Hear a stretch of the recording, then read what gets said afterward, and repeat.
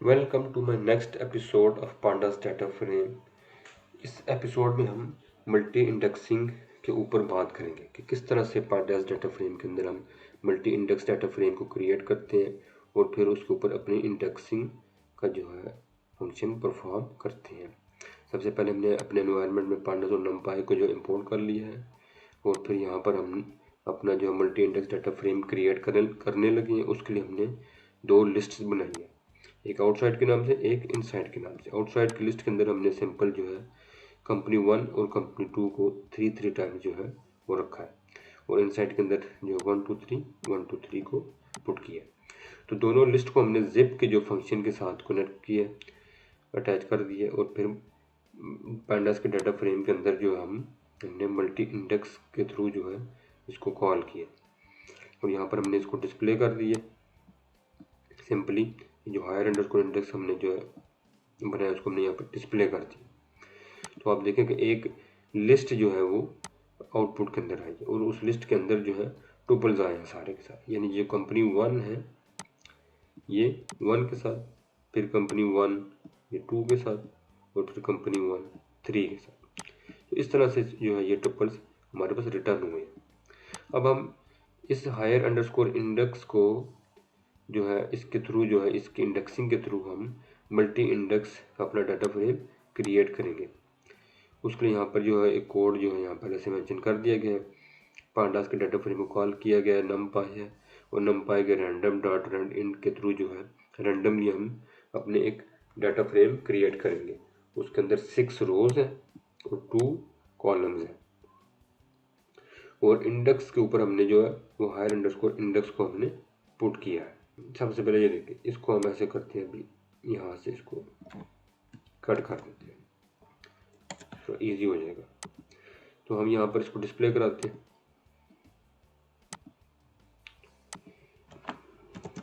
Display हो गया।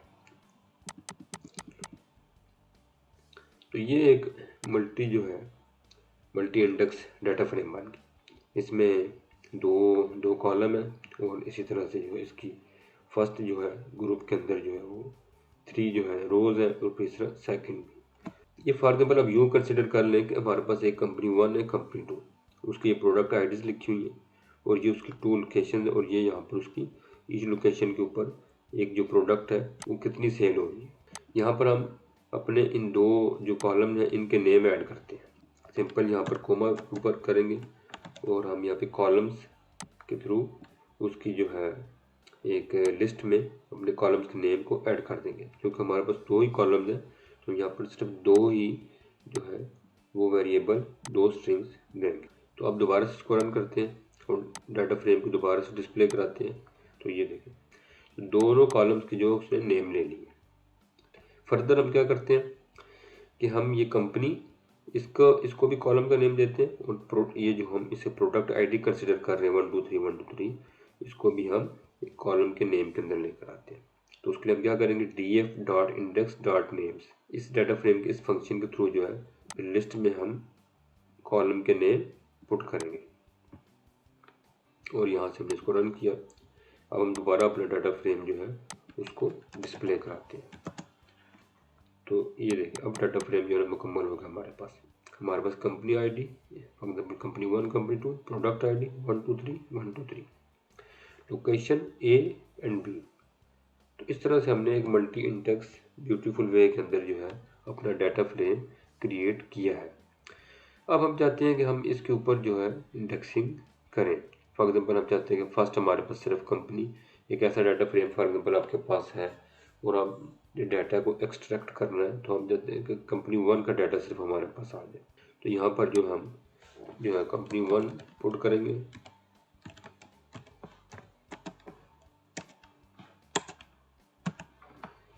tf.log और कंपनी 1 इसको हमने पुट किया और यहाँ से रन किया तो कंपनी 1 का सारी इंफॉर्मेशन हमारे पास रिटर्न होगी हमारे पास। इसी तरह हम चाहते हैं कि यहाँ पर हम कंपनी 2 ले आए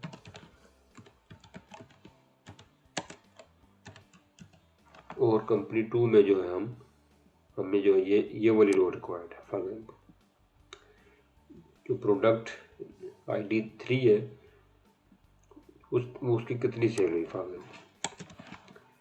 तो हम इसको रन किया हमने, तो हमारे पास इसका डाटा आउटपुट में आ गया कि लोकेशन ए के ऊपर 94 और लोकेशन बी के ऊपर 54। लोकेशन ए के ऊपर 94, लोकेशन बी के ऊपर 54। इस तरह से हम जो डाटा एक्सट्रैक्ट कर सकते हैं। अब ये तो हमने डाटा फ्रेम के लॉग फंक्शन का यूज़ किया। एक दूसरा जो है वो हमारे पास df.xs भी होता है।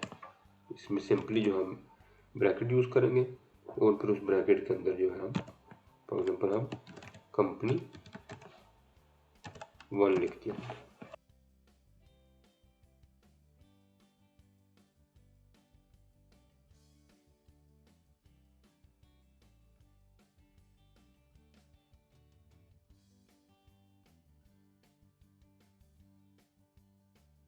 कंपनी 1 का डाटा एक्सट्रैक्ट हो गया।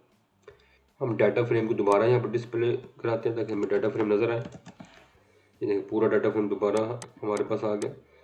अब हम ये फॉर एग्जांपल ये कहते हैं कि हमारे पास जो सिंपल जो है ना, ये 2 जो है कंपनी 1 का 2 और कंपनी 2 का 2, तो दोनों का जो हमारे पास जो है डाटा एक्सट्रैक्ट होके आ जाए। तो हमने सिंपल df.xs और हमने यहाँ पे 2 और लेवल के अंदर जो हम प्रोडक्ट आईडी को मेंशन करेंगे कि हमें प्रोडक्ट आईडी के थ्रू अपना डाटा एक्सट्रैक्ट करवाना है।